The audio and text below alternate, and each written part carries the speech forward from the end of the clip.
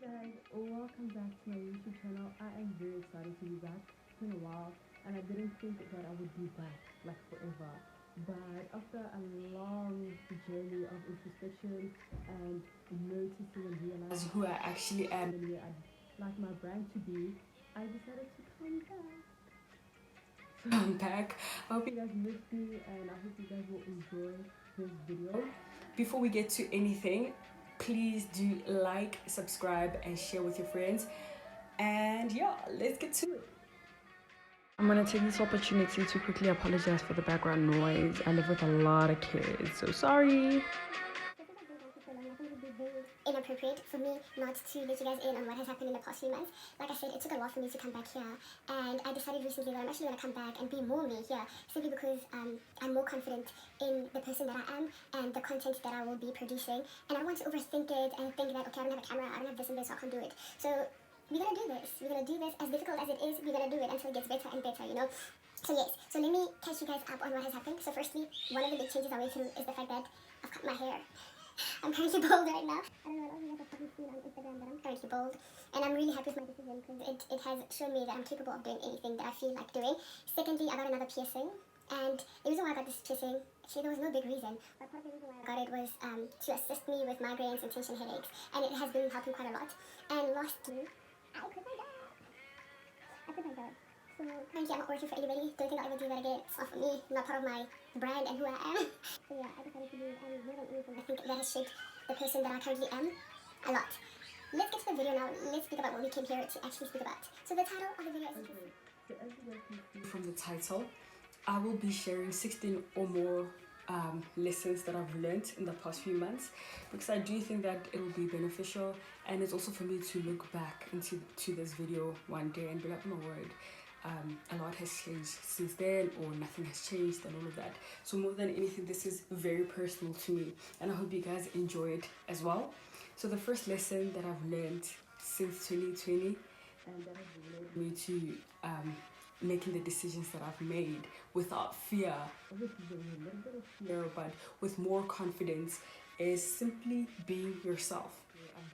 I started this thing this year where I asked myself, is this what I, Rhea, wants right now? And is this gonna make me happy? So if I answer no to any of those two questions, then I don't do whatever. But if I know that it's exactly what I want, and it will definitely make me happy, then I do it. Which is why I was able to quit my job, cut my hair, pierce my ear, be more adventurous, try out new things. I even wear earrings now, which I'm not wearing currently, wear jewelry and all of that, which I never used to do in the past because I'd overthink those type of things, you know. So through these questions, I have managed to be more of myself on a daily basis, and each decision that I make is very conscious. And I'm a person that overthinks a lot, so it took a lot for me to actually make this decision. Questions actually helps me make decisions quicker and decisions that benefit me all the time, because sometimes we put people first and like it does not work out for us. It hurts us more than it benefits us. So before I do things now, I'm always like, is this what Rhea wants? Will this make Rhea happy? Will this be beneficial for Rhea? Yeah, and then from then onwards, if there's a no, then we don't do it. If both answers are yes, we good, let's get to it. The second lesson that I learned in the past few months is love yourself even when it is very difficult. We're living in a world where like there's social media and all of these things which make loving yourself on a daily basis very difficult. And I also get to a point at times where I struggle with that. So every morning after my meditation, after my prayer and all of that, I make sure that I remind myself that I'm the baddest. I am the baddest, and I'm gonna show up for myself in everything that I do, which means that I'm gonna eat healthy, I'm gonna work out, I'm gonna do my work, I'm gonna do every single thing to make myself feel good about myself, and simply just be there for me, show up for me every single day. So yes, that's the second lesson that I learned in the past few months. It's been very difficult, but I've been doing my best to be there for me and love myself even when it is very difficult. Sometimes I wake up pro and I'm like, I'm not trying to do anything. then I remind myself that if I don't do it, who is gonna do it for me? Okay. The third lesson that I've learned in the past few months is show your loved ones that you love them. Loving somebody is not weak. It's actually very difficult, you know. And it is important that we show our loved ones that we actually do love them, because time is very short. Like throughout COVID, a lot of us have lost a lot of our loved ones, and sometimes you look back and you're like, yo, I should have been more available for this person. I should have done this and that for this person, and you don't want to be there. You don't want to be at a point where you feel like you should have, would have, could have. So just do it. Be there for your loved ones, and let them know that you actually do love them and you care about them. And if you're not big on words like me, like show them through your actions. Buy them gifts, be there for them, listen to them, and simply just like give them the love that you want to receive back. It will not hurt you. It will not hurt you. More than anything, it will benefit you, because there will come a time where they're not there or you're not there, and we don't want to look back and be like, I should have or I could have, or you know, we don't want that. So show your loved ones that you love them at all times. It will benefit you more than anything. Fourth lesson that we've learned is that we need to communicate. So I tell myself that from now onwards, I'm gonna communicate even when it's difficult, especially when it is difficult. Because the thing about communicating when it's difficult is that is when we actually learn lessons. So learn lessons. That is actually when you learn lessons. It is easy to communicate and speak out when situations are not tough, but when they're tough, it is very difficult, and it gives you so much confidence after you actually do it. The first time you actually speak out for yourself or those around you, you gain so much confidence. You become a stronger version of yourself, and it starts becoming easier. Like, for example, if you feel like your family overworks you or treats you like a slave, or if you feel like your friends mistreat you or your partner mistreats you, or you don't like this and this and this, if you don't speak out, you will forever suffer. So communicate and stand up for yourself. Even when it's difficult, do it. You will not regret it. More than anything, the other people probably don't notice that they're impacting you negatively until you say that I don't like this. And lesson number five. So lesson number 5 is listen more, because every conversation you're having can impact your life drastically, or in a small way, but it could be very impactful to you. Listen. It's okay to speak. We all like to speak. We all like to express yourself, but it's also important that you listen to others. And when you speak, you don't learn anything. You say what you already know. But when you're listening, you gain so much knowledge. You learn a lot of things that you didn't know, whether it's about the world, whether it's about topics that you never knew about, or whether it's about the person you're conversing with. You learn so much. So listen more, and you don't have to speak as much. Like, sometimes it's okay to be quiet and learn and absorb. That's lesson number 5. Lesson number 6. Guys, I live by this lesson. It is okay to be quiet. It goes back to lesson number 5, which is listen more.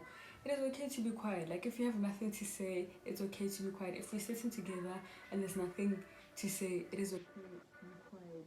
There's no such thing as awkward silence. Awkward silence is only awkward for the awkward people. The rest of us are chill. The rest of us don't care. You know, so it's okay to be quiet. It's okay to just listen to yourself. It's okay to meditate and be in a quiet space.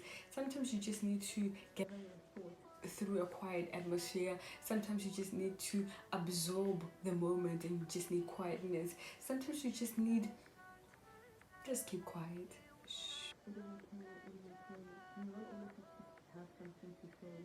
You don't always have to be in a place of noise. Number 7. This has been a very difficult one for me, and throughout my life, I'm learning to accept it. But one thing that I've realized and I've learned is the fact that money will always come back. You know, when you're broke and you're not earning a lot or all of that, you're always scared that your money will finish. But the thing about money is that it's a renewable resource. So it will always come back. So do not hoard it. It's meant to be used. If you don't use it, it'll move without you seeing where exactly it's going. So use it. It will come back. As long as you're alive, it will definitely come back. Do not be a hoarder. Spoil yourself if you have to.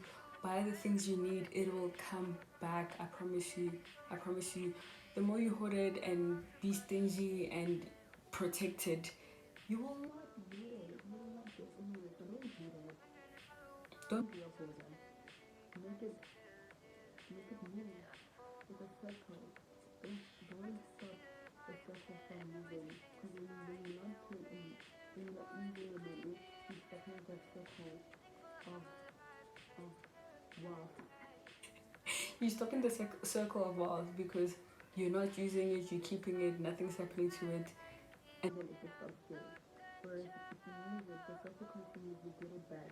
The circle continues, you get it back. So use your money, honey. Going back on the six, I'm not saying that abuse your money. Have a healthy relationship with money. So use it, but also invest in the right things, use it for the right things, and don't spoil yourself and all of that. But do not use it recklessly, you know. So yeah, but use it. Do not hoard it. Hoarding is as bad as overspending.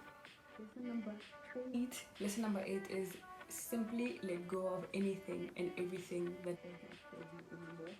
If you feel like this is not serving me, let it go.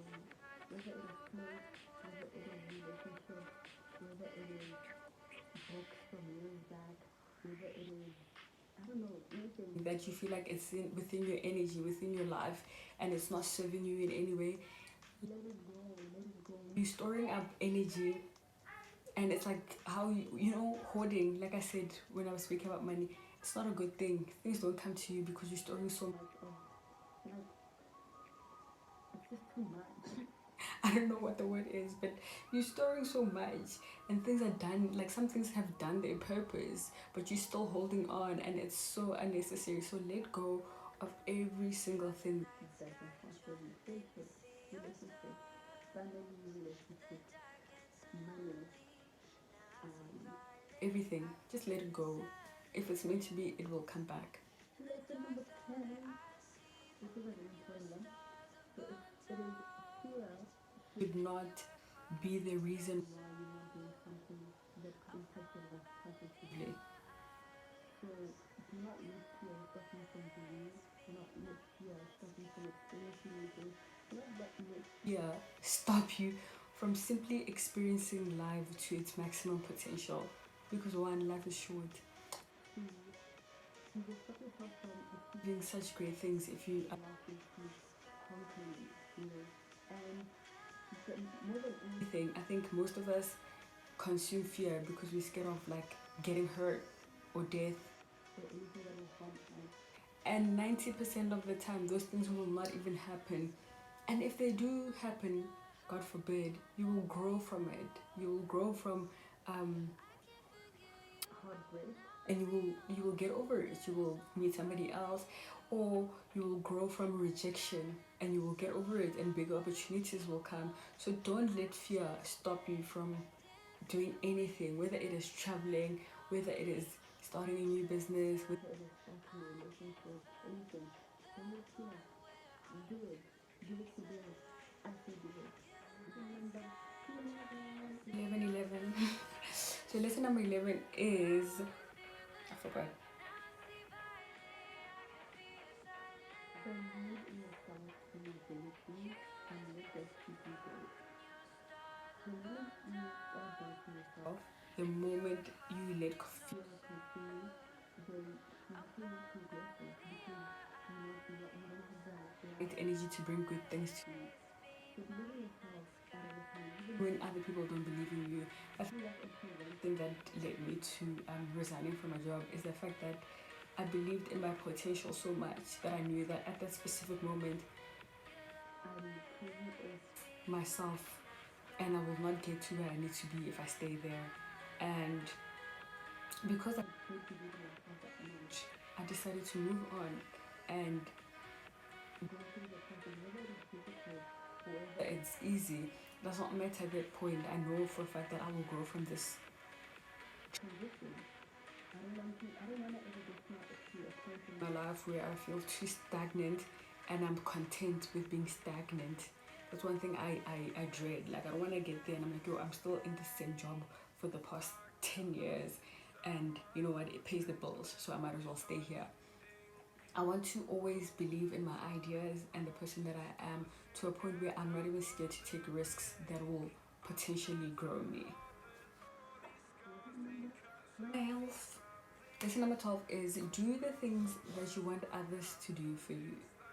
Right. In every relationship, you always expect certain treatment. For example, from your mother, you expect her or your parents, you expect her or him to be there for you at all times.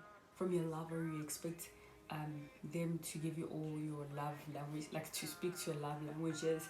From your friends, you expect them to understand you and all of that. So those specific things that you expect from others, be able to do things yourself first.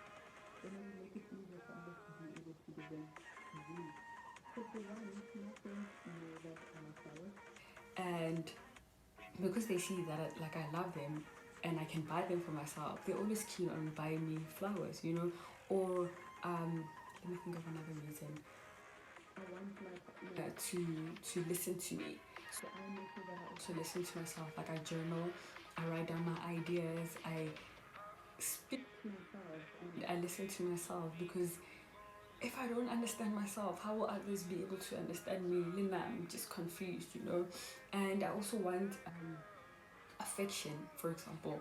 So, or yeah, affection. So I make sure that, like, I take myself to spas if I want to, or I give myself relaxing baths, or I do anything to make myself feel good, so that if I don't get that from somebody else, then I know that this will not be my happy place. So do the things that you want others to do for you, for yourself. I hope it makes sense. So yeah, if you like this something, don't wait. You might wait a lifetime. Some of us have been waiting a lifetime to meet the love of our lives. You know, so you don't want to be that person where you're waiting for somebody to spoil you. If you want flowers and you haven't gotten them, and you're 30 or 32 or 50 or whatever, you haven't gotten them in your life, go buy yourself those flowers. Go buy yourself that book.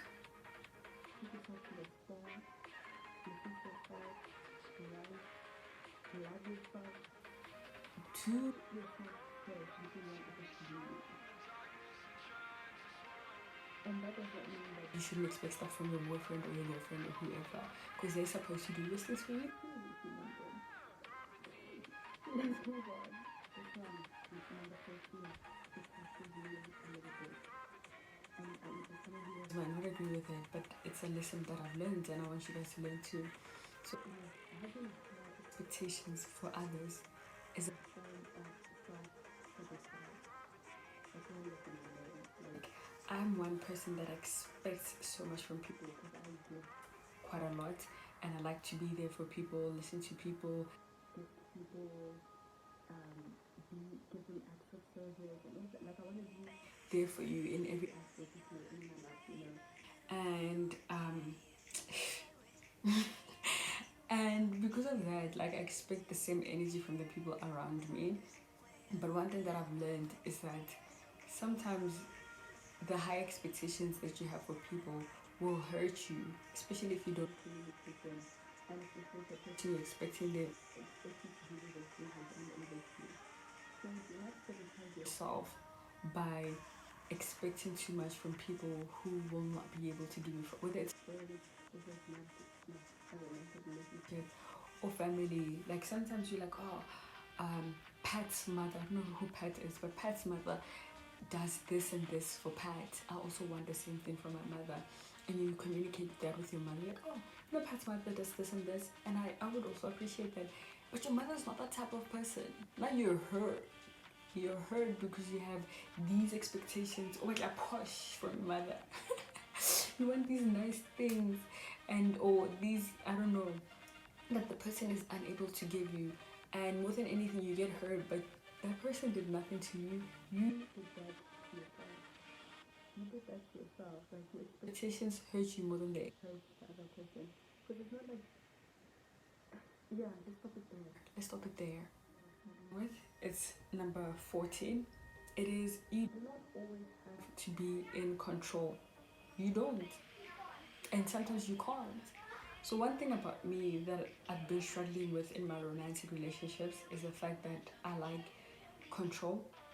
I don't control people. I don't. Like my friends know this. I don't control people, but I like feeling like I'm in control of everything that happens in my life. I know how I like knowing how the outcome is gonna be, and if anything has to go wrong, at least I was in control of the situation. So that's the type of person I am, and that has stopped me from really being in a great, healthy romantic relationship. So one lesson that I've learned from the past few months is that sometimes you just don't have to be in control. And that's with everything in life. Like, go travel, don't be scared because don't be scared because you're not in control of what might happen. Go on that plane, face your fear. Go up that mountain, face your fear. Go in that ocean, face your fear. Love, face your fear. Do absolutely everything that you want to do without feeling that you need to be in control of the situation all the time. Sometimes you just gotta let it happen. And sometimes if you don't let it happen, the universe will take over. Or God will take over, and then now you find yourself in a tricky situation.